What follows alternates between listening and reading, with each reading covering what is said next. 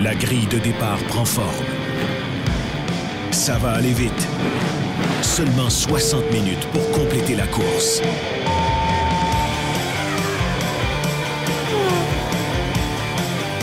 L'Épingle, le podcast. Avec Greg, Pag et Jean-Max. Le podcast sur la course automobile. Une présentation de la Commission athlétique. On n'a pas de Jean-Max cette semaine, alors on va devoir se contenter d'une publicité en bonne et due forme. À vos marques, prêts? Paillé! Cet été, parcourez le paysage du Canada avec votre Paillé. Maintenant, dans la grande famille Paillé, plus de fans, plus de modèles et encore plus d'inventaire. OK. Paillé, Paillé! C'est quand même très bien, hein, les gars? On est plus sobre, un peu. Je l'ai dit, c'est notre première édition de la saison avec pas de Jean-Max, mais on a quand même un invité de taille pour le remplacer. C'est notre patron. Quand tu parles de taille... Ouais, en fait, pas de taille. Absence de taille. Alexandre Panton, comment allez-vous? Je vais très bien, messieurs. Oui, on vous voit le patron dans les 2 premières minutes, puis après ça, laisse faire parce qu'on va commencer à s'ostiner parce qu'on sait que Alex est un fan de Max et de Red Bull, qui ont eu tout un week-end d'ailleurs. J'ai trouvé ça formidable. Mais n'oubliez pas que nous tenons à remercier d'ores et déjà Best Buy, le fournisseur officiel pour tout l'équipement technologique du studio de la Commission athlétique. Ça, c'est présentement d'où est-ce qu'on vous parle live. Ainsi que le complexe JC Perrault pour tous les meubles, très confortable d'ailleurs. Vous pouvez vous encourager l'OBNL du complexe JC Perrault qui supporte la persévérance scolaire chez les jeunes en louant une des 2 glaces à Saint-Roch-de-l'Achigan et ce, même si on est au mois de juillet. Je suis certain que ça fonctionne encore, ces histoires-là. Mais oui. Messieurs, quelle édition au Hungaroring? Très divertissant. C'est une des meilleures pistes, je pense, de la saison. À chaque année, il y a quelque chose de spécial qui se passe. À la fin de la saison, il va falloir faire notre top 3 de nos pistes préférées. Ouais. Mais je trouve que c'est une piste cool, effectivement, mais c'était difficile à dépasser. Mettons, si on parle de Max, là, pour un fan de Max, la difficulté à dépasser. Mais effectivement, une piste vraiment intéressante, puis tout un grand. J'ai jamais vu Max aussi divertissant de toute sa carrière. C'était du pur divertissement, l'entendre crier après son équipe sur la radio. Surtout entendre Gian Piero, le fameux GP, son ingénieur, lui répondre. Et Anna Schmidt, si vous avez vu ça, à un moment donné, je me suis dit, et elle et Gian Piero, les deux, on dirait qu'ils vont se mettre à pleurer. Il y avait de l'air de trouver à chercher des réponses, là, aussi, là. C'était intéressant à voir. Du gros divertissement, de la grosse rage au volant de la part de Max. Et je dis ça, regardez-moi avec un sourire. Je suis pas en train de le critiquer parce qu'on sait qu'aussitôt que je vais dire un mot sur Max, les gens vont capoter avec ça. Et ça me tente pas cette semaine de gérer ces conflits. Alors, je vais rester loin de là. Parlant de critique, là, je sais pas sur quel reportage vous l'avez regardé, mais moi, j'ai regardé sur Sky Sports. Puis, il y a combien de fois, je pense 3 fois, ils ont nommé que Max Verstappen a participé à une course pendant la nuit, une course en ligne. Fait qu'en disant, on ne sait pas si son éthique de travail est à point ces temps-ci, il participe à des courses en ligne, son attitude n'est pas à point justement parce que peut-être il manque de sommeil. Ils ont Crafty, qui pour moi est la suprématie de la description sportive, a été vivement critiqué justement de l'avoir mentionné 3 fois en disant c'est de l'acharnement sur Max, c'est le fameux British bias. On n'aurait jamais dit ça si ça avait été Lewis ou Lando ou quoi que ce soit qui avait fait des courses jusqu'aux petites heures du matin. En disant, il pleure dans la radio, il chiale, il manque de sommeil, il est pas content, il est fâché. Je sais pas ce que vous en pensez d'ailleurs, là, mais Crafty qui a été vivement critiqué, Martin Brundle aussi à cet effet-là. Moi, en même temps, si tu t'exposes à être debout jusqu'à 4 heures du matin parce que tu as coursé jusqu'à 3 heures en ligne, tu te couches, on sait que les pilotes se lèvent quand même assez tôt. Là. C'est pas je dors jusqu'à midi parce que ma course est à 3-4 heures là-bas. C'était à 3 heures, 3h30, quelque chose comme ça. Je me souviens pas le décalage. Bref, peu importe. En plein milieu de l'après-midi, tu te lèves pas à midi puis t'as pas ton full ta nuit de sommeil au complet qui te donne la récupération que tu aurais besoin. Là. Il y a pas 3 ans non plus. Là. C'est pas comme s'il a faim ou il a mal dormi, il boude puis il fait des crises de bacon à terre. Là, mais pour moi, c'est pas la première fois qu'il le fait. Là. Fait que, tu sais, c'est peut-être plus ça l'explication, puis le non-issue. Puis, tu sais, il y a eu beaucoup de succès. Là. C'était Imola, on avait vu à peu près la même affaire. Puis, il y avait un autre Grand Prix aussi plus tôt dans l'année. Moi, je dois vous avouer que c'est quand même de quoi qui me chicoterait un peu. Tu sais, c'est un phénomène aussi que... Tu sais, moi, je suis un peu plus vieux là, aussi. Là, tu sais, moi, les jeux vidéo... on le sait, le Fortnite, même, c'est un fléau aussi dans d'autres ligues sportives. Il y a du monde qui deviennent accro à ça. Max a toujours fait partie de son style de vie. Je pense que ça fait aussi un petit peu partie des succès qu'il a. C'est que il est tout le temps dans son craft. On connaît comment que ces simulateurs-là, je sais que c'est pas un simulateur à proprement dit, mais comment ces jeux vidéo-là sont précis, sont probants. Fait que tu sais, moi, je pense que ça contribue au personnage, ça contribue à son succès, mais j'avoue que si j'étais Horner, je serais pas si content qu'il est à 3h du matin, je le vois en ligne. Là, c'est malaisant parce qu'Horner, il ose pas trop le critiquer ces temps-ci, il a peur de le perdre, fait que c'est sûr qu'il doit lui laisser plus de lousse, mais avec sa position en pit, il termine 5e avec une collision, il arrête pas de chialer après toute l'écurie, il sacre en ondes non-stop, on s'en fout de sacrer, mais c'est épouvantable pareil, tu sais. Là, j'ai adoré ça. Mais honnêtement, pendant que tu ris, là, tu sais, c'est... Pour moi, Max, il s'est pénalisé lui-même, tu sais, aujourd'hui. Il allait finir 3e. Tu sais, sois patient, il y avait le pace, la stratégie était peut-être pas l'idéal, à le forcer à travailler puis à faire des dépassements sur une piste qui, dans le fond, qui était visiblement très difficile à dépasser. Sois patient, tu vas l'avoir. Là. Pendant un moment, tu sais, il roulait quasiment 1,5 secondes plus rapidement que Lewis, là. Ça va se passer, là. Fait que, tu sais, pour moi, Max a été son pire ennemi aujourd'hui, de loin. Puis, tu sais, on en parlera, je pense, un petit peu plus tard, mais... on est dedans, là, on peut tout faire le sujet au complet, on va le vider. On est dedans. Mais tu sais, chez Red Bull, je pense que, le succès retentissant de la saison 2023 cachait beaucoup de défauts. Tu sais, quand tout va bien, puis t'as moins besoin de t'obstiner. La performance de la voiture peut venir aussi cacher peut-être, des fois la personnalité de Max, puis l'interaction qu'il y a.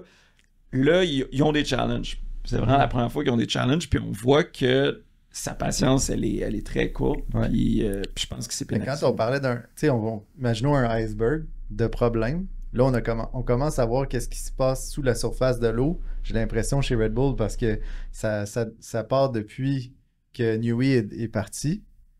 Là, on commence à développer une voiture dont Newey n'a plus d'influence sur elle. Et la voiture est extrêmement edgy. On a entendu Max en ondes dire à quel point il avait de la misère à faire rotationner sa voiture dans les virages. Devait jouer beaucoup trop avec son brake bias. Exact. La traduction, ça serait son billet de frein. Comment t'enlignes tes freins. Ça va être brake bias pour aujourd'hui. Ouais, mais en tout cas, ajustement des freins. Voilà. Ça, tu fais ça quand tu as besoin de ne pas barrer tes pneus avant dans une entrée de virage. Donc, imaginez, il a envoyé ses freins complètement en arrière puis il n'arrivait quand même pas à freiner. On vient d'apporter la modification la plus intense à la Red Bull et puis ça marche pas. On termine 21 secondes derrière Oscar Piastri. C'est tout ça avec le fait qu'on a laissé passer en plus Lando.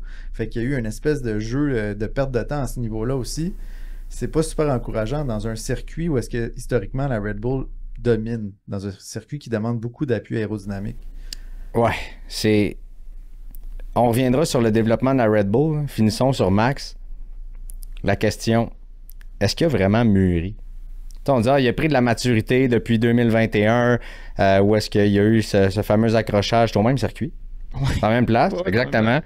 Il y a eu le fameux accrochage avec Lewis. Par la suite, il l'a break testé à Abu Dhabi. Bon, tout ça. Là, depuis ce temps-là, il n'y avait pas eu de compétition. Ça allait bien. Là, gagner des courses par 30 secondes, il n'y a pas de frustration là-dedans. Là, on a vu l'incident avec Lando. Finalement, on est revenu, OK, on a peut-être été sévère un peu. Premier à l'avouer. C'est correct, il n'y a pas de problème. Là, en fin de semaine, quand tu vois en ligne que 90% des fans de Max disent « Ouais, OK, le Max, c'était beau, là, celle-là. Là. » Puis tu vois les raisons aussi, à un moment donné, là, tu t'incrimines toi-même quand, justement, tu cries après, tu parles de la stratégie, tu cries après la voiture, t'es pas content, tout le reste, et surtout, t'as pas de coéquipier pour venir t'aider. Ouais. T'sais, mais l'accrochage, avec Lewis. Cette fois-ci, Lewis dit « Hey, j'ai quasiment pas tourné le volant. Là. À un moment donné, je peux pas tourner à gauche d'un virage à droite non plus. Là. Il a laissé plein de place. Et là, lui qui met la faute sur Lewis, avez-vous vu la réaction de Lewis en entrevue? Hey, Max a dit que c'était de ta faute et il fait juste... Il est pas capable de se retenir de rire en disant « Bon, écoute, qu'est-ce que tu veux que je fasse en même temps? » Là, je vous donne des faits, pas mon opinion encore une fois. Mais est-ce que Max a mûri selon vous? Puis là, je vous pose la question bien candidement. Ben, moi, je suis un de ces fans de Max que hier, j'étais comme, ouais, c'est un petit peu moins le fun là, de le voir aller aujourd'hui. J'étais un de ceux qui voulaient croire que Max avait beaucoup mûri. Après ça, je pense que tu l'as dit aussi dans ce que tu viens de mentionner, ça... Quand tu as des très grands écarts, une voiture extrêmement performante, puis tout va bien, c'est sûr que c'est beaucoup plus facile d'être bonne humeur. C'est beaucoup plus facile d'être conciliant. Comme à l'inverse, quand tu t'attends pas à des bons résultats, c'est aussi un peu plus facile d'être moins fâché, d'être moins frustré. Fait que tu sais, ce qu'on aime de Max, c'est qu'il veut gagner, qui est comme on the edge, qui pousse, puis qui... soyons francs, c'est probablement un de ceux qui est capable de tirer le plus de performance de sa voiture. Là. Il presse ça comme un citron. Ah non, genre, on enlève absolument rien à son talent et à ce qui accomplit avec sa voiture-là. Là. C'est ça. Mais il est extrêmement demandant envers son équipe. Puis on voit qu'il semble pas avoir beaucoup de... Tu sais, je sais pas comment le dire. Il est pas très... gentil avec son équipe quand il manque des petites performances. Il les pardonne pas. Puis hier, en tout cas particulièrement, il était très vocal. Fait que j'ai hâte de voir le reste de la saison. On a dépassé la mi-saison. Puis je pense que Max, de voir des voitures plus rapides que lui devant lui, ça va être très difficile. Fait que j'ai hâte de voir. Et ça va arriver encore, là, tu sais. Il reste 11 courses. La Red Bull est vraiment en pente descendante et non ascendante. Non, c'est une pente dangereuse. Tu as bien fait de l'amener parce qu'Adrian Newey n'est plus là. C'est la voiture de c'est Pierre, on dit bien Vacher, c'est ça? Vacher. Qui est dit, tu sais, on peut redresser tout ça, mais là, toi, tu étais le premier la semaine passée. Là, oh mon Dieu, les améliorations de la Red Bull, ça va être monstrueux. Oh, attention, là, on dit la même chose de Mercedes une couple de fois dans les 2 dernières années et ça n'a pas livré. Mais là, cette amélioration-là ne livre pas. Là, tu as Sergio Perez, encore une fois. Combien ça a coûté cette histoire-là en fin de semaine? T'avais des pénalités également d'argent. Il n'y a plus tant d'argent que ça pour Red Bull pour développer la voiture, là, on s'entend. Donc, c'est une pente dangereuse dans laquelle on est. Puis, encore une fois, Max est tout seul. Il y a 0 coéquipier en ce moment. Dans les 4 équipes de tête, oui, c'est ça. Dans les 4 équipes de tête, tu as 7 des 8 pilotes qui ont gagné. Ouais, c'est ça. Puis, il manque Sergio. C'est ça. Il y a juste Checo qui est actuellement 7e au championnat des pilotes à cause d'un début de saison assez probant, mais depuis, c'est difficile. Quoique, c'est à cause d'ailleurs, il faut y donner. Là. Je pense que c'est plus l'équipe là, qui l'a aidé que Checo là, lui-même, mais quand même fini P7 là, qui est... Non, il a mené une belle course, mais encore une fois, tu t'es mis dans cette situation-là en arrière, en fraté, je veux dire. On l'a dit, hein, bien que les conditions étaient mouillées dans les qualifs quand Checo a frappé le mur, il dit que c'était les mêmes conditions pour tout le monde. Fait que tu sais, quand le boss de l'équipe dit ça, il faut quand même que tu en prennes note. Je pense qu'il a bien réagi, il a fait une bonne course. Mais là, Red Bull ont eu une stratégie particulièrement intéressante. Pendant ce temps, Yuki a fait un aussi gros accident, puis personne n'en parle vraiment. C'est sûr que c'est moins dommageable vu qu'il est dans une écurie beaucoup moins, dont on s'attend beaucoup moins de grandes performances, mais c'est quelqu'un vers lequel on regarde potentiellement pour remplacer Sergio. Donc... Moi, je crois pas. Oui, exact. Puis je ne crois pas non plus que c'est une bonne idée d'amener un Lawson trop rapidement chez Red Bull. C'est Daniel Ricciardo qui s'en va. Il n'y a personne d'autre qui s'en va. Il y a des fortes rumeurs vers Lawson. J'ai de la misère à comprendre la gestion de cette écurie-là. Ça a l'air qu'on n'a pas été impressionné des performances de Liam Lawson. Ben moi, j'ai entendu le contraire. Yuki également, on voit son tempérament. Imaginez juste un instant un Yuki qu'un Max. Là. C'est impossible. Là. Et Daniel Ricciardo, où est-ce qu'il est dans sa carrière? Il connaît son rôle. Là. Il a plus, oui, il a le goût de gagner des courses, mais il connaît son rôle. OK, je m'en vais là comme second de Max. Je m'en vais là pour aider l'équipe, appuyer. Et Daniel Ricciardo a, mis à part cette fameuse saison où il pensait qu'il faut être encore le pilote numéro 1 devant Verstappen, a toujours été un excellent coéquipier. Donc, il est très rapide aussi, encore, là, je veux dire, en fin de semaine, malheureusement, P12, je pense pas que c'était 100% de sa faute. C'est 100% à cause de la stratégie. Ils l'ont arrêté beaucoup trop tôt avec tous ceux qui ont essayé de faire. Je pense. Oui, puis en plus, il partait sur une gomme dure, donc il aurait dû faire beaucoup plus de distance. Ils l'ont arrêté trop tôt pour être capable de matcher les Haas qui étaient un petit peu devant lui à ce moment-là dans la course. Les Haas qui, elles, partaient sur les gommes tendres, si je me souviens bien. Donc, je comprends pas qu'on a matché cette stratégie-là. Finalement, exactement, ça l'a pénalisé. Puis Yuki, lui, il est allé très long sur un premier relais sur des médiums.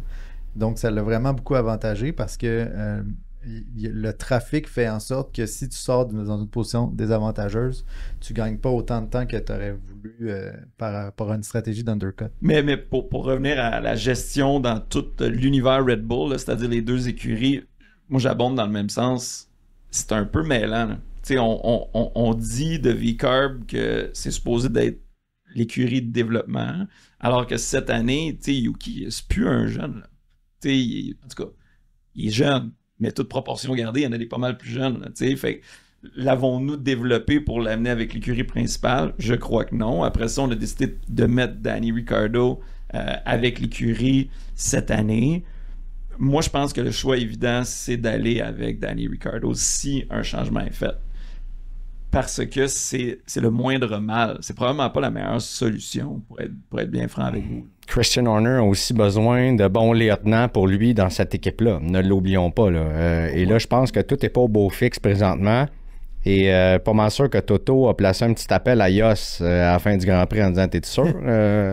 Qu'est-ce qui se passe là? Vous êtes sûr? Là? Helmut, ça vous tente pas de vous emmener? » Donc, je pense que la pause estivale va être bien intéressante, surtout pour chez Red Bull. Oui, juste le dossier Perez, selon moi, et j'ai vraiment hâte de voir s'il y a du mouvement qui va se passer là, honnêtement, pendant la pause. Selon vous, c'est fini après Spa? Mon feeling, quand il a frappé le mur d'un calife, c'était fait. Là, il y a eu une course, somme toute, intéressante. Hey, Mick Schumacher s'est fait mettre dehors pour moins que ça. Là. Je suis d'accord. Mais l'écurie est beaucoup plus pauvre là, chez Haas comparé à Red Bull. Ils ont été patients, mais en tout cas, je serais pas surpris. Je serais vraiment pas surpris de voir des changements. Moi non plus. Puis c'est parce que là, le championnat des constructeurs leur coule des doigts. Là, ça va glisser. C'est sûr que ça glisse. Les performances, ils rencontrent pas les modifications. Les nouvelles modifications. Puis là, McLaren, eux, à chaque chose qu'ils amènent à la voiture, ça fonctionne. Puis là, ils sont rendus performants sur toutes les configurations. Puis ils sont vraiment... le nombre de points qu'ils amassent à chaque fin de semaine, en fin de semaine 1-2, à Spa, ça ne sera pas différent. Là. McLaren vont être dans la course et étant donné que Perez n'est jamais dans le mix, McLaren vont continuer à engranger plus de points que Red Bull. Donc, ils se doivent, à mon avis, de faire le changement, ne serait-ce que pour conserver la première place, parce qu'on le sait, le championnat, il réside dans les constructeurs à cause de l'argent qui est disponible. Ça va être difficile, les constructeurs, honnêtement, avec toutes les autres équipes là, qui marquent double points finish à chaque fois. Puis Max se bat tout seul là, contre eux. Là. Fait que quand Max fait le bébé gâté comme en fin de semaine puis il fonce dans tout le monde, c'est sûr que c'est tough de gagner un championnat des constructeurs tout seul. Puis moi, je voulais juste amener au point, c'est qu'on dirait que Max, dans les médias, il a beaucoup maturé à mon avis, mais aussitôt qu'il met la visière, on retrouve le Max de 17 ans. Il est beaucoup plus drôle dans les médias, beaucoup plus, comment je peux dire, aimable. Ouais. Tu sais, ça on le voit. Oui, affable. Oh, voilà. Un nouveau mot ici dans l'épingle. Il est très... en tout cas, moi, je l'aime beaucoup plus dans les médias quand ça va bien. Ouais. Quand ça va pas bien, encore en fin de semaine, je veux dire, qu'est-ce que t'en penses, Max, des gens qui te critiquent puis ils peuvent tous aller se faire foutre? C'est... Et même les réponses qu'il a données à son ingénieur qui lui a dit, d'ailleurs, il a dit « Lewis m'est rentré dedans. » Il a dit « Là, je commencerai pas une guerre sur la radio avec les autres équipes. Max, ça, c'est vraiment enfantin. » Il a répondu « C'est enfantin, Max. » Mais ça, on s'est texté, là. Horner est revenu à sa situation. Moi, la manière que je l'ai entendu, ça, c'est qu'il parlait de façon générale les engueulades qu'il y avait sur la radio en ce moment entre les différentes équipes. Je pense pas que c'était dirigé directement à Max. Moi, je l'ai vu que c'était directement vers Max parce que Max voulait que voulait commencer en disant que Lewis lui avait rentré dedans. Il m'a pas... Moving under braking, là, exactement. On bouge durant le freinage comme ce qui est arrivé avec Lando. Et il a répondu ça du tac au tac. Fait que je pense que c'était... Et s'il y a une personne sur cette planète qui peut parler de même à Max, c'est Gianpiero, son ingénieur de course. Là. Mais tu sais, si JP voulait le traiter d'enfant, moi, je l'aurais pas fait à la radio. Mettons, là, non, mais à un moment donné, ça fait 1h15 que l'autre te crie dans les oreilles aussi.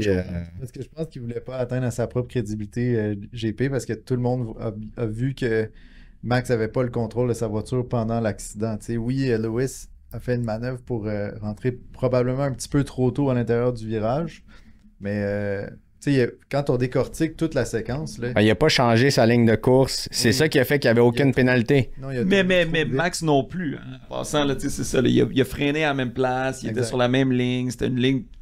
C'était pas si... C'était cowboy, là. Il a fait un leap, là. Mais pour qu'il n'y ait pas eu de pénalité d'un côté comme de l'autre. C'est un incident de course. Les deux... Lewis a réagi au move de Max. C'est ça. Puis, pensons-y, dans la séquence, ils viennent de dépasser un retardataire tout juste. Là, il arrive à la zone de freinage. Lewis voit dans ses rétros que Max est déjà rendu là. Puis Max, tu sais, en F1, le but, c'est de freiner le plus tard possible. Puis tu as le maître des freinages retardés comme... c'est-tu le bon late break? Ouais, ça va bien, là. Lewis Hamilton, contre qui tu te bats, qui va freiner le plus tard possible. Puis toi, t'as pas freiné quand Lewis a déjà freiné. Fait que là, c'est sûr que tu manques le virage, là. C'était... Non, par trois voitures de large au départ aussi. Là, Max, il avait pas le goût de freiner là, en fin de semaine. Là. il m'a tassé. Mais qu'est-ce que tu faisais là? Il freinait tellement fort qu'au moment où est-ce qu'il a essayé de faire une manœuvre d'évitement, ses pneus n'ont pas pu réagir parce que la force qu'il y avait sur les pneus avant, en fait, que ça a complètement barré. Fait que c'est sûr qu'il allait jamais avoir le contrôle en freinant aussi tard, puis tu te battais contre le roi des freinages tardifs. J'ai vraiment trouvé ça drôle quand il a dépassé Lewis, puis qu'après ça, il n'a pas été capable de tourner dans le virage suivant, puis Lewis, je l'ai entendu sur la radio. Je suis pas capable de tourner votre char. J'ai adoré ça. Mais il y avait vraiment de la difficulté à dépasser. Honnêtement, là, il y avait un avantage clair. Quand il est revenu en piste, il y avait... quand il est embarqué après le premier arrêt au puits, il gagnait plus d'une seconde par tour. Puis quand il est arrivé derrière Lewis, évidemment, Lewis est très bon pour défendre, mais la longue zone de DRS, il semblait perdre du temps en fin de tour. Oui. Alors quand il rentrait dans la ligne droite, là, départ-arrivée, il était capable de se mettre près de lui, mais pas assez pour le dépasser. Mais moi, c'est ça que j'aime par rapport au circuit de la Hongrie, c'est que la première section, là, c'est-à-dire les 3 premiers virages, tu as des belles opportunités de dépassement. Théoriquement, là, c'est vraiment chaud pour dépasser à cet endroit-là. Tout le reste du circuit, il faut absolument que tu gardes le rythme parce que c'est impossible de dépasser. Fait que là, tu build up ton esprit tout le long pour avoir le meilleur temps possible, pour perdre le moins de temps possible, pour que au dernier virage, qui est extrêmement long, tu as la meilleure accélération possible. Fait que imaginez le build-up, là, tout le long du tour, tu dois enligner le circuit qui est extrêmement sinueux. Et puis c'est ça qui est bien aussi, c'est qu'étant donné que c'est sinueux, tu peux recharger la batterie pour être capable de te défendre contre le DRS, le fameux DRS. Fait que là, c'est pour ça que c'est intéressant, c'est que enfin, le DRS n'est pas trop puissant en Hongrie parce que tu peux te rebattre avec ta batterie contre l'arme qui est... Tu peux te rebattre avec ta batterie. Non, mais ce que j'essaie de dire... Contre-attaque, voilà. tu peux te défendre. L'extrait du jeu. Le DRS, c'est souvent désagréable. Ça brise la compétition. Mais en Hongrie, par contre, étant donné que tu as le temps de recharger ta batterie pendant le tour, tu es capable de te défendre. L'événement Troc en stock fait son entrée chez Payet Chrysler Dodge Jeep Ram. Plus de 375 modèles en stock. Avec Payet Chrysler Dodge Jeep Ram, vous avez les meilleures offres et plus de choix. L'événement Troc en stock, c'est ben des trocs. Maintenant, OK, Payet. Cela étant dit, faut absolument en parler. Ça fait quand même 25 minutes qu'on parle de ça. Faut parler de la victoire d'Oscar Piastri. Une victoire pas émotive du tout, ou c'est peut-être la façon de célébrer d'Oscar, mais ses publications sur les médias sociaux avaient l'air plus émotives que lui quand il a remporté la course. Dans des circonstances quelque peu nébuleuses. On va dire ça. Et moi, il y a des gens qui m'ont écrit ils détestent Lando depuis en fin de semaine, son attitude, qu'est-ce qu'il a fait. Il y a des gens qui envoient la pierre chez McLaren. Je vais prendre vos opinions avant d'y aller puis de parsemer ça un peu, mais est-ce que Lando avait raison d'agir de la façon qu'il l'a fait? Vous blâmez ça sur McLaren. Est-ce qu'Oscar Piastri devait remporter ce Grand Prix-là ou on aurait dû le donner à Lando à ce moment-là pour s'aider non seulement dans les constructeurs, mais aussi au championnat des pilotes? T'sais, il serait 7 points plus proche encore.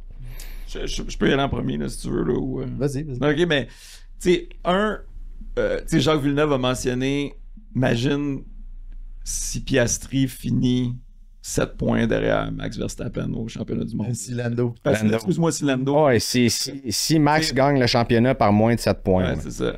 Puis cette question-là, pour moi, j'y ai pensé. Si on revient à la décision même de McLaren, personnellement, je la comprends.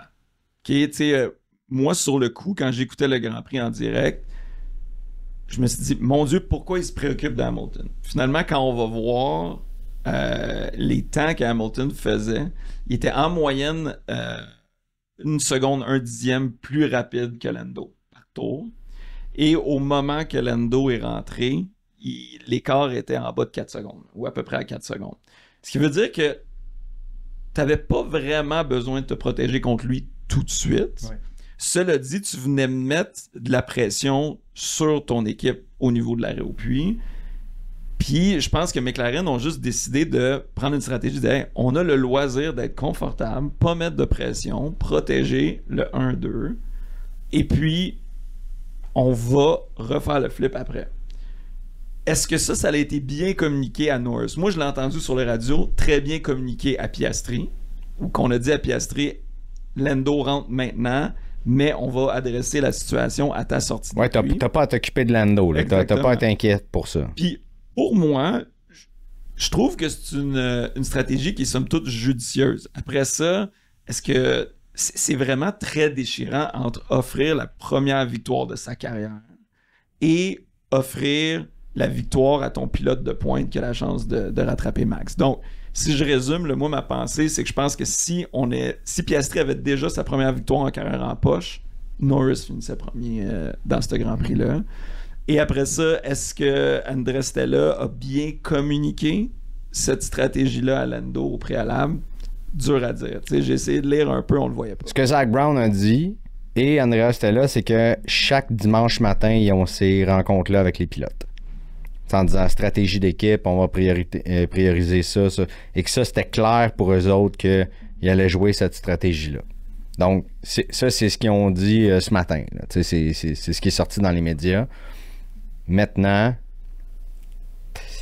vas-y donc, Pag, avant que j'y aille. Ben, la course pour Lando s'est perdue dès le premier virage du Grand Prix. Quand il a perdu la tête, même dès les premiers mètres, à partir de ce moment-là, étant donné qu'Oscar il a vraiment fait un bon premier stint, il s'est donné 5 ou 6 secondes d'avance dès la première phase de la course. Lando partait pénalisé. Le problème avec ça, c'est que, comme tu disais, on a essayé de masquer le undercut, l'arrêt anticipé de Lewis, alors qu'on n'aurait pas dû le faire. Fait que Lando a bien fait de rappeler que c'est parce qu'il a raté son départ qu'il n'a pas gagné la course. Puis je pense qu'il en incluant les sprints en passant, là, ça fait 5 pôles qu'il a. Ça fait 5 fois qu'il perd la pole dès les premiers virages. En passant à la Hongrie, c'est la 5e année consécutive que la pole ne gagne pas aussi. Là, je pense que c'est ce qu'il disait. Là, fait que... Il y a un problème, puis il y a un curse aussi que je vais vous reparler plus tard. C'est ça, je réfléchissais parce que quand on regarde la situation à 10 000 pieds dans les airs, là, avec le championnat du monde en tête des pilotes, pour que Lando remporte le championnat du monde, mettons qu'on tasse les 3 courses sprint puis les points supplémentaires donnés pour le tour le plus rapide, Lando doit remporter chacune des courses et Max finisse au moins 2e. En ce sens que si, mettons, Max finit toutes les courses 2e et que Lando remporte tout le reste des courses, il va gagner le championnat du monde d'ici la fin de la saison parce qu'il reste 11 courses. Mais il n'y a rien de moins sûr. Là. Tu te bats quand même contre Max Verstappen.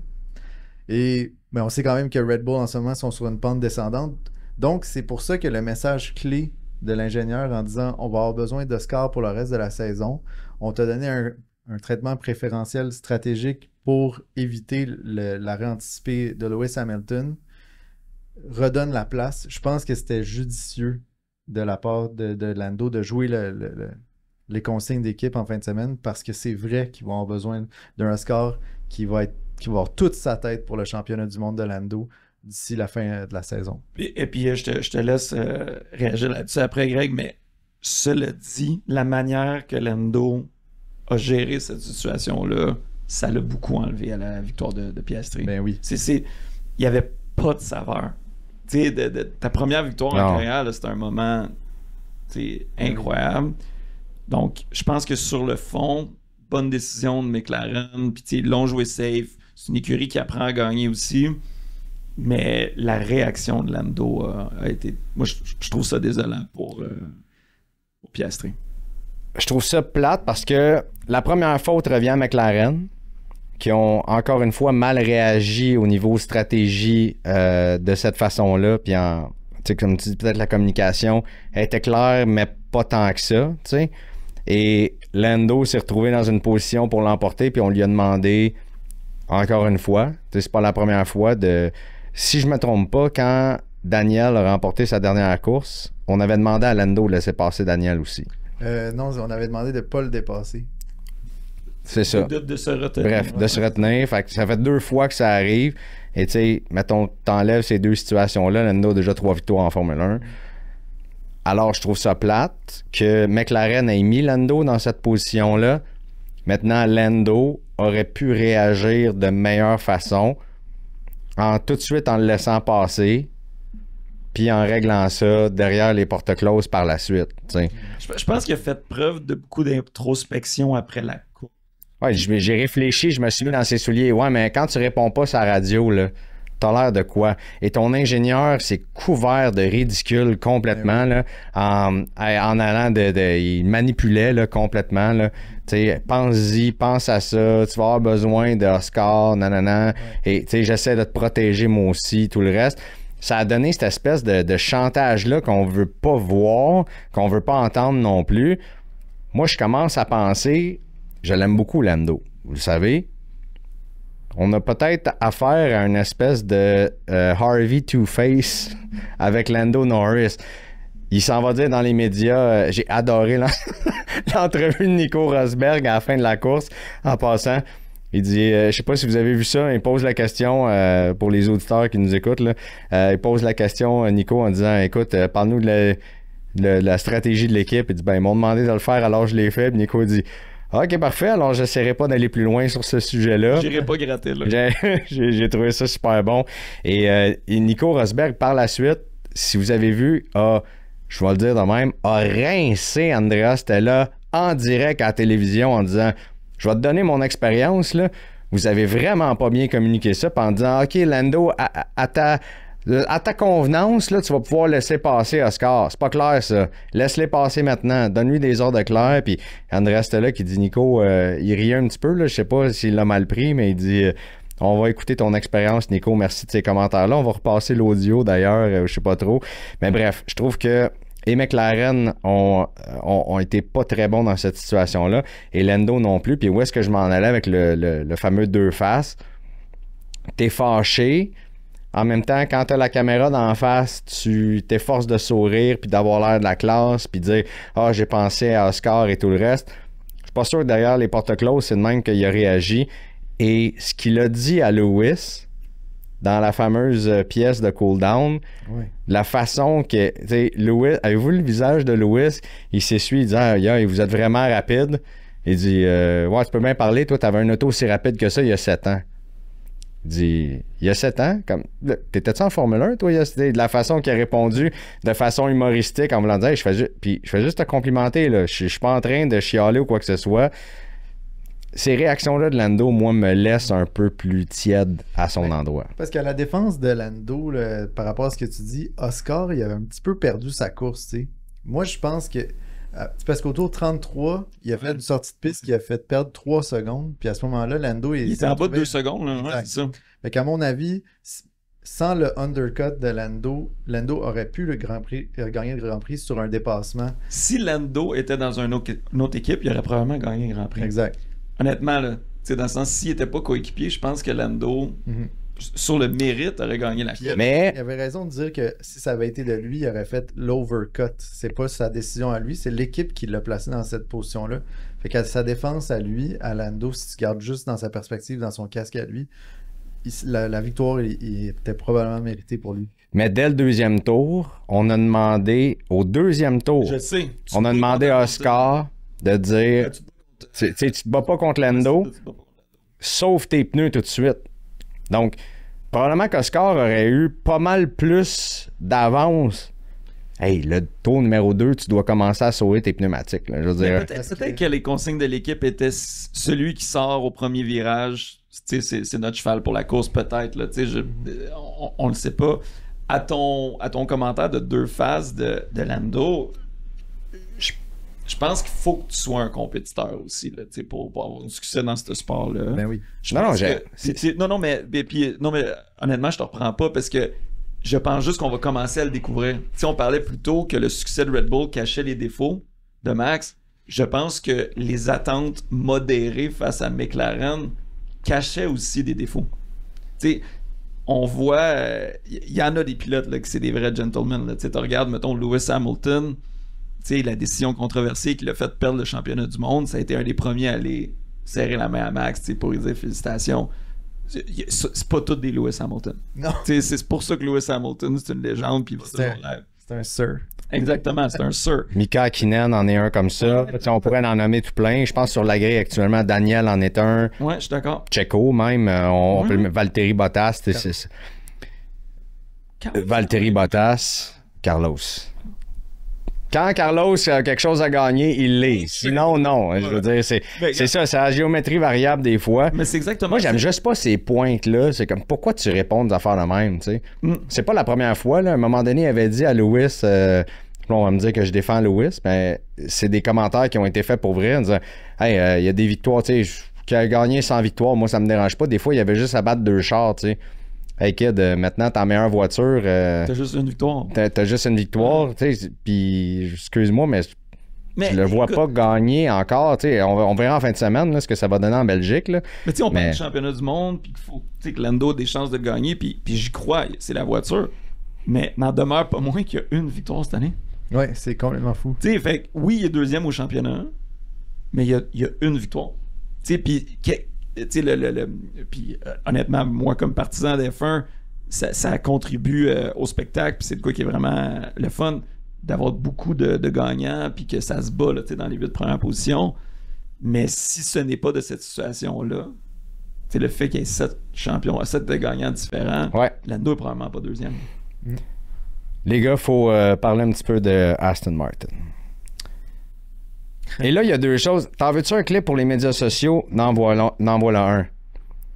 Les gens sont vraiment faciles et rapides pour taper sa tête de Lance Stroll. Mais là, il va très bien depuis 5-6 courses. Là. Vous êtes où, là, les gens, là, pour finalement l'encenser puis donner certaines fleurs? Là? Vous êtes où? Hein? Moi, je veux savoir, vous êtes où? Parce que nous autres, on est ici. Je l'ai critiqué il y a quoi? Il y a 5 courses, je pense. J'avais dit que c'était le pire pilote ou je sais pas trop quoi. Là. J'avais dit que l'expérience avait assez duré. Et après le Grand Prix de Chine, ça allait pas trop bien pour lui. Depuis qu'il a signé son contrat, là, il va extrêmement bien, Lance Stroll. Ben, moi, je pense que l'opinion générale sur Lance Stroll est faite. Papa, il a acheté un siège, puis il mérite pas d'être là. Fait qu'il aille bien, c'est comme OK, on n'en parle pas, puis si ça va mal, ben il mérite pas d'être là. Il a été impeccable en fin de semaine. Ça a été probablement, j'irais même pousser mon opinion, ça a été un des meilleurs pilotes sur la grille en fin de semaine. Avez-vous entendu qu'ils ont demandé de faire un changement de position avec Alonso, puis il a refusé? Moi, c'est ça. Moi, je l'ai pas vu sur le broadcast. Ça a comme sorti, puis... Fait un changement de position. Tout par la suite, tout a comme été effacé. Ouais, c'est ça. J'ai vu plusieurs personnes dire ça, puis tout le monde a effacé par la suite ce qu'il avait écrit. Donc, je sais pas trop, je vais pas commenter là-dessus, mais il a été quand même excellent dans son week-end. C'est ce que j'ai remarqué. Et tu parles d'Alonso. Avais-tu quelque chose à dire sur Lance Stroll avant qu'on passe à... C'était juste pour dire qu'ils en ont fait un changement de pilote. Changement de position? Oui. C'est pour ça qu'il a terminé devant Fernando. OK. Il va falloir commencer à parler de mon oncle Fernand aussi. Là. L'événement Troc en stock est de retour uniquement chez le numéro 1 au Canada, GM Payé. Plus de 1450 modèles en stock. Pour les meilleures offres, GM Payé, c'est le plus grand centre du camion au Canada. L'événement Troc en stock, c'est ben des trocs maintenant. OK, payé. Ouais. Lui, depuis qu'il a signé son contrat, ça descend et son comportement hors piste en fin de semaine, encore une fois, je sais pas si vous avez vu, garoche son manteau à terre, garoche sa casquette.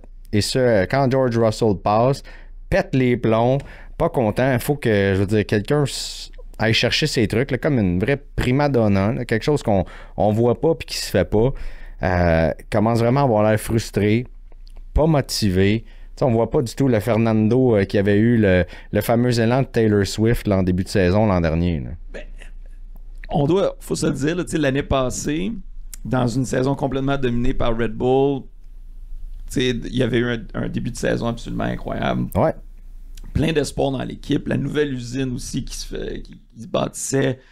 Des beaux investissements. Je pense qu'il y a une très bonne relation aussi avec Lawrence Stroll. Je pense qu'il était super heureux d'être là. Là, ça fait quasiment un an. On arrive à la pause estivale de cette année. Puis c'est à peu près à partir de ce moment-là que ça a commencé à moins bien aller pour Austin la saison passée. Ça doit être frustrant, là. Un an de sentir que tu fais du surplace alors que eux autres, je pense qu'ils pensaient dans leur tête qu'ils allaient être un peu les McLaren. Ouais. Ils ont le potentiel de l'être, mais les développements à l'intérieur de la saison sont horribles. En fait, c'est l'inverse. C'est pas toute l'année passée, si on regarde, là, la performance techniquement a diminué. En début de saison, dans les tests, c'était une des écuries avec le moins de gains, si on veut, là, aussi là, par rapport à. C'est la seule écurie qui a régressé. Bon, c'est ça. De tout le circuit. Fait que je pense pas que le problème c'est Fernando Alonso. Je pense pas que c'est une nouvelle personnalité qu'on voit de lui ou un changement. Je pense que c'est... Non, c'est du vieux Fernand qu'on connaît qui revient. Mais... La situation a changé. La situation a changé. Dans une saison qui a 7 gagnants différents, les attentes sont différentes. Il n'y a pas de « Ah, Max est 30 secondes en avant, puis nous, on est ici pour venir chercher notre chèque, puis se battre pour la deuxième place. » là. Il aurait dû pouvoir ramasser des victoires de la même façon que Mercedes le fait. Mais c'est qu'on dirait que Fernando, depuis le début de sa carrière, c'est le roi des rendez-vous manqués, tu sais. Avec Ferrari, ça n'a pas marché parce que Vettel était dominant. Après ça, avec Renault, ça n'a pas fonctionné non plus quand il est retourné là-bas au moment. Avec McLaren, c'était une catastrophe quand il est retourné là-bas. Souvenez-vous de GP2 Engine en 2016, si je me souviens bien. Puis là, il arrive avec Aston au moment où ça semble vouloir fonctionner. Puis ça plante encore une fois. C'est la seule écurie qui a régressé. Il arrive à un moment de sa vie, j'imagine, qu'il se dit il n'y en aura plus de deuxième chance. Là, il va signer jusqu'après 2026. Il doit toucher du bois puis tout ce qu'il peut pour que finalement tout clique chez Aston parce que il doit voir la fin arriver. Ben non, mais il y a quoi, 43 ans? Là? Ouais. Moi, être lui, au moment de signer le contrat, je me dis, c'est un endroit intéressant à être. Puis peut-être aussi qu'ils ont des plans pour lui après sa carrière de pilote. Là. Je pense que c'est une... Ouais, je pense qu'il est devenu ambassadeur Aston Martin. Fait que, mais je peux comprendre la frustration. Puis en ce moment, effectivement, si on regarde les derniers Grands Prix, il n'y a pas une domination là, de Alonso versus Stroll. Là. À ce moment-là, c'est pas ça qui se passe. Non. Stroll va très, très bien. Sauf que je pense que le débat Stroll, il va jamais l'éteindre. Stroll va... Non, mais on a le droit de critiquer. C'est correct de le faire. Mais quand un pilote va bien aussi, il faut le dire également. Hein, c'est une roue qui va des deux bords. Puis je pense que c'est important. Puis c'est ça mon point. Si vous êtes là pour le critiquer, c'est son père, fils à papa. Ben, fils à papa, je veux dire, tout le monde en sens Fernando Alonso. Puis, je veux dire, Lance le bat soit en qualification ou en course depuis plusieurs courses maintenant, puis il va très très bien. Alonso a plus de points là, au championnat des pilotes, mais c'est des points accumulés plus en début de saison. Ouais. Puis des fois, c'est des histoires de stratégie aussi avec Aston Martin ou des accrochages, malheureusement, qui ont été. J'ai pas toutes exactement les causes qui sont arrivées, là, mais je pense qu'il faut. Tout ça pour dire qu'il faut donner, même si j'ai été, mettons, très critique envers Esteban Ocon, s'il faisait bien, je le dirais. Mais tu sais, Lance, il se qualifie toujours à l'intérieur de 2 dixièmes de Fernando. S'il ne bat pas. Oui, puis ce qui n'est pas une petite réussite, parce que Fernando étant 2 fois champion du monde, c'est juste que le midfield, là, le milieu de peloton, est tellement serré que le 2 dixième peut faire toute la différence entre Q1 puis Q2 et Q2 et Q3. Donc, ils sont dans des petites marges toujours en Formule 1. Puis Aston, étant donné qu'ils n'ont pas réussi à la courbe de développement, ils se retrouvent dans des positions extrêmement frustrantes parce que, imaginez, en fin de semaine, en Hongrie, tu te bats contre une Haas tout le long de la fin de semaine. Puis la Haas qui est extrêmement forte en ligne droite, la seule opportunité de dépassement en Hongrie, c'est la ligne droite. Tu restes coincé tout le long de la course, fait que c'est extrêmement frustrant, c'est sûr. C'était tellement une drôle de position où Aston Martin se trouve maintenant, les 4 écuries de tête. Après ça, tu as eux qui sont pas mal dans un no man's land. Après ça, t'as Haas et V-Carb qui se battent. Puis après ça, t'as les autres. Ça doit être plate être là. T'es pas tant menacé par l'arrière. Et t'as aucun espoir d'avancer. Surtout pas cette saison, c'est sûr. Je peux comprendre que c'est frustrant. J'ai hâte de voir. Vas-y. C'était juste pour dire qu'Aston, en fin de semaine, avait amené beaucoup d'améliorations. Ça l'a paru en qualification, en se qualifiant 7 et 8e. Mais là, il faut que ça se traduise en course. Puis j'espère que Spa, qui va être normalement la grosse épreuve pour eux, étant donné qu'il y a beaucoup de séquences rapides, j'espère que ça va leur apporter quand même des bons résultats. J'ai hâte de voir également chez Williams, parce que là, Alex Albon qui a montré des premiers signes de frustration en fin de semaine, et lui aussi a fait un Max Verstappen, je pense qu'on peut appeler ça comme ça, en disant votre stratégie est jamais claire, quelque chose comme j'ai besoin de leadership, soyez clair s'il vous plaît. Je suis tanné de décider en même temps que je pilote. C'était vraiment quelque chose d'entendre Alex Albon qui est habituellement hyper doux dans ses commentaires dire ça. C'était intéressant. Parce qu'Alex, on lui a demandé de conserver ses pneus. Puis finalement, en cours de c'est ça. Il a attaqué. Mais là, j'aurais attaqué bien plus avant. C'est ça. Exactement. Faut tenir sa stratégie. Parlant d'Ocon, cette fameuse rumeur-là, qui aurait joint Williams en plein milieu de saison, que James Valls aurait appelé Alpine, tout ça. Croyez-vous? Moi, je crois pas du tout à ça. Là. Pourquoi? En fait, il serait déjà signé chez Williams pour l'an prochain. Si tu le veux tant que ça pour venir aider ton équipe en plein milieu de la saison, saquer Logan Sargent. Et là, on dit que c'est probablement Bottas qui s'en va là l'an prochain et qu'à toute fin pratique, là, je veux dire, il y a trop de rumeurs pour pas que ce soit le cas. Ocon s'en va chez Haas la saison prochaine. Ouais. Je suis rendu mêlé. Soyons francs, là, il se fait fitter pour un siège, genre non, pour moi, puis honnêtement, du début, là, c'est la première fois que j'ai l'opportunité de m'exprimer sur le sujet, mais Ocon, je vois pas tant l'attrait non plus. Pour moi, c'est pas l'agent libre le plus attrayant pour moi, donc j'ai quand même une certaine... je suis quand même assez surpris qu'il y ait autant de bruit autour de lui. Quoique c'est un pilote de Formule 1, là, il mérite d'être là. Mais je suis quand même assez surpris de ces choses-là. Mais un changement mi-saison comme ça, à l'intérieur des ben non, c'est sûr que non. Ben, moi, la logique que j'entrevois là-dedans, c'est qu'Ocon est géré par des intérêts de Mercedes. On sait que Williams sont poussés par le moteur Mercedes. Williams désire faire un changement de pilote à mi-saison. C'est un pilote qui a beaucoup d'expérience. On sait qu'Ocon s'en va de chez Alpine à la fin de la saison. Puis Ocon, c'est meilleur que Sargent. Tant qu'à ça, le choix logique, c'est de mettre Kimi Antonelli, qui d'ailleurs est à côté de Toto Wolff. Il a l'air de son fils. Ouais, tu m'as texté.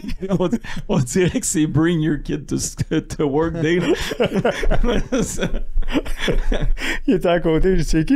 Ah non, c'est Kimi Antonelli qui a encore gagné en fin de semaine. Hein? Ouais. Donc, sa progression va bien. Je pense que c'est ça. Si tu veux protéger tes intérêts Mercedes, c'est ça la décision à faire. C'est pas de mettre Esteban Ocon, qui a quoi? Il y a combien d'années en Formule 1? Là? C'est plus un jeune pilote, Esteban. Là. C'est que le problème, là, c'est que Williams essaie de se défendre contre la résurgence de Haas au championnat des constructeurs parce que Haas, ils ont fait un gros bond en avant.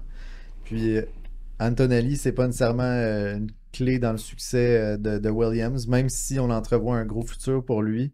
Et même si Mercedes aurait avantage à ce qu'il aille directement chez Williams dès cette saison pour leur donner de l'expérience en vue de la saison prochaine, si jamais Max... Ça l'aide pas Williams. Exact. Ouais, c'est ça, je comprends. Le moment qu'on attendait tous, messieurs. Qui sont vos meilleurs et vos pires pilotes du week-end? Le segment des pires et meilleurs pilotes du week-end, surtout les pires, c'est ça qui est le plus fun à dire que les meilleurs, n'est-ce pas? Vous est présenté par Car Gurus. Trouvez la bonne voiture au bon prix grâce à notre vaste sélection d'évaluation et d'avis impartiaux sur les concessionnaires. Commencez votre recherche sur cargurus.ca, cargurus.ca. On va demander au patron en premier. Ben, donc, c'est une course bizarre, mais c'est ta première victoire en carrière. Faut donner le pilote du jour à Piastri, selon moi. Un départ absolument incroyable. Et puis, c'est bien battu. Après ça, on en a parlé en long et en large de la stratégie et la communication au sein de l'équipe. Je pense qu'on sont venus un petit peu rendre le 7-Up flat là, dans la victoire, ou le champagne flat, devrais-je dire. Puis, honnêtement, on doit faire une mention quand même honorable aux deux pilotes là, qui ont gravi pas mal de positions là, pendant la course. Là, je parle de Russell puis Perez. Checo, hein. Ouais. Mais driver of the day, comme diraient nos amis anglophones. Là, pour moi, c'est faut le donner à Piastri. Première victoire dans la carrière, c'est un moment incroyable. J'aime ton choix. Puis si j'ai amené une diversité dans la conversation, je vais parler de Charles Leclerc. Honnêtement... On a parlé de Saints une fois dans tout le podcast. C'est la première fois qu'on parle de Ferrari. Là. C'est ça, exact. Puis ils ont tellement connu de difficultés récemment. Faut saluer en plus la stratégie de Ferrari, qui était des clowns les 2 derniers Grands Prix, même les 3 derniers. Puis là, ils ont vraiment toutes bien joué leurs cartes. Ils se battaient contre Lewis Hamilton pendant toute la course. C'était vraiment le fun à voir aller. J'espère que ça va se traduire à Spa qui pourrait être une épine dans leur talon la semaine prochaine. On va dire que j'avantage et que j'ai un parti pris, mais je vais le donner à Lewis. Il n'y avait aucun monde dans lequel il devait finir sur le podium en fin de semaine. Je pense que même lui, il a dit, je pensais jamais avoir mon 200e podium là, et il l'a eu. Et en fait, c'était beau à voir aussi de dire, écoute, je pensais pas... et 200 podiums, là, je pense pas qu'on réalise. Là. C'est énorme. Il a pas fini. Là. On a plutôt parlé que Max avait de la difficulté à le dépasser, mais on pourrait aussi en parler à l'inverse. Là. Il s'est très bien battu. Ben oui. Le ministère de la Défense, et là, je vais le critiquer un peu. OK, sur la limite des fois... Mais je veux dire, est-ce qu'un Fernando Alonso aurait fait la même chose? Exactement. Là, tu te défends, tu dois te défendre aussi. Il est allé sur la limite, c'est correct d'aller sur la limite, mais j'ai aimé sa défense qu'il a eue et sa façon de... Sur une stratégie non optimale de surcroît pour Lewis. Non, exact. Mais ces stratégies-là ont fait réagir les autres aussi, ce qui a un peu causé le podium. Donc, dans une couple de course dernièrement, on a vu du monde, juste laisser passer la voiture plus rapide pour garder les pneus. Puis, bien qu'il était beaucoup moins rapide, il a décidé de se battre, puis ça a vraiment valu la peine. Là. Ouais. Vraiment valu la peine. Il est allé chercher le podium lui-même. Là. C'est lui qui est allé chercher. Depuis le fameux courriel. Lewis va très bien. Votre pire pilote du week-end, messieurs. Ah, c'est encore moi en premier? Oui, on continue là. Okay. Pire pilote du week-end, je vais le donner. C'est bizarre, là. Je le donne à Lando Norris. Oh! OK. Il a été très bon, mais sa réaction par rapport à l'équipe puis la saveur qu'il a enlevée à la victoire de son coéquipier, moi, je dois... Je trouve sévère. Ouais, mais... Après avoir enregistré la pole... Non, mais honnêtement, c'est pas à cause de... Je me permets d'écrire mes propres règlements à cette ce segment-ci. T'as le droit, le pire qui peut arriver si tu reviens plus. Ouais, c'est ça, exact. Non, je trouve que j'ai trouvé ça triste, la victoire de Piastri. Personne célébrait, tu sais, c'était comme... Puis c'est vraiment... Lando, il a enlevé cette saveur-là. Je comprends que c'était peut-être pas clair. L'équipe a son rôle à jouer là-dedans, mais moi, j'ai vraiment pas aimé son attitude. Et donc, pas pour des performances sportives, mais pour... son attitude par rapport à un coéquipier qui vivait un grand moment. Pas mal certain que tout ça lui avait été communiqué. Peut-être pas parfaitement, mais je trouve qu'il n'a vraiment pas été un bon coéquipier. Max Verstappen. Max Verstappen. Pour moi, c'est lui le pire de la fin de semaine. Son attitude est dégueulasse. T'as probablement raison en passant. Je suis content, c'est pas moi qui va manger le heat maintenant en ligne hein, parce que j'ai pas parlé de Max. J'ai dit qu'il m'avait bien diverti. Ouais, puis excuse-moi, là, je te coupe la parole, mais il l'avait le podium, là. Ben oui. Ben oui. Lewis aurait pas tenu ça pendant 12 autres tours. Là. Impossible. Ses pneus étaient finis, puis il y a vraiment, tu sais, son move au freinage était trop cavalier. Il n'y avait pas le contrôle de sa voiture. En fait, il n'y avait pas le contrôle de ses émotions. Ça, c'est la première des choses. Ouais. Puis après ça, oui, là, la voiture était difficile à conduire, mais on sait qu'il est capable de faire des affaires incroyables. Sois patient, tu vas l'avoir. Ouais. Il l'avait déjà dépassé. Imaginez comment il va manger George Russell quand il va être chez Mercedes. Oups, pareil. Oh, ok, t'es déjà là, toi. Ça serait fou. J'espère vraiment qu'il va s'en aller chez Mercedes, ne serait-ce que pour le divertissement que tout ça va amener. Il y a beaucoup de candidats, je trouve, en fin de semaine, de pilotes qui, tu sais, en même temps, si tu te plantes en qualification, est-ce que ça te qualifie automatiquement? Tu sais, on parle de Sergio Perez qui a fait un recovery drive incroyable à partir de la 18. Ouais. 18, George 17. Ouais. Ils ont fini avec le même nombre de points parce que George a le tour le plus rapide finalement. Mais je veux dire, c'était quand même horrible là, que tu te plantes. Même chose pour Yuki. Mais un gars dont on n'a pas parlé en fin de semaine, là. Tu commences 4e, tu peux te battre pour un podium, tu finis 6e, mais t'es même pas au départ, était horrible. Et on dirait qu'il n'y avait aucune motivation en fin de semaine. Tu sais, quand on parle pas de toi d'une course de Formule 1 puis que tu pars 4e, ça va vraiment pas bien, je trouve. Là, c'est surtout dans une période où tu dois faire parler de toi, tu dois continuer de faire monter l'action. Carlos Sainz, pour moi, c'est le pire pilote du week-end. T'sais, on aurait pu mettre Logan Sargent et les deux gars chez Kick Sauber. Mais tu veux qu'ils fassent quoi, là? Il y a un tracteur bleu et un tracteur vert. Là. C'est exactement ce qui se passe. Et je pense que c'est une grosse opportunité manquée pour Carlos Sainz en fin de semaine. Je le trouve sévère, mais je l'accepte. C'est juste qu'il a été pogné dans un sandwich dès le premier virage, puis après ça, il n'a pas été capable de refaire son...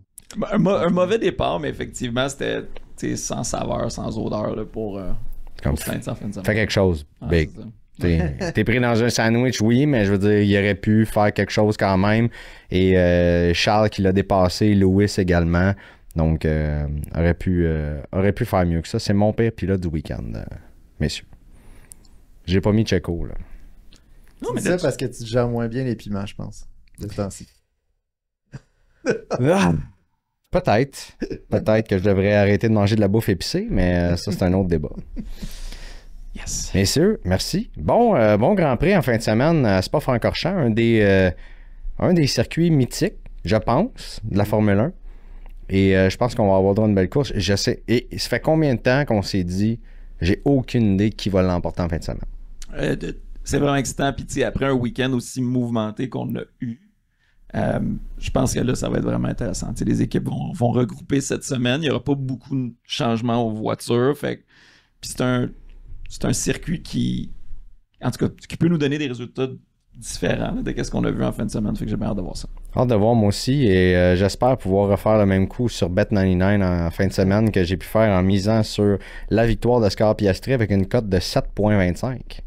Alors, je te trouvais aventurier, puis très bon camp. Des fois, ça paye. Ouais, d'une configuration extrêmement lente en Hongrie qui demande beaucoup d'appui aérodynamique. On s'en va dans une fin de semaine complètement différente où ça va être extrêmement rapide, mais qui demande aussi beaucoup d'appui. Fait que ça va être vraiment le fun de voir quel genre de recettes les écuries vont emprunter. Puis historiquement, à Spa, il fait plus frais. Donc peut-être que Mercedes pourrait revenir dans la conversation en fin de semaine prochaine.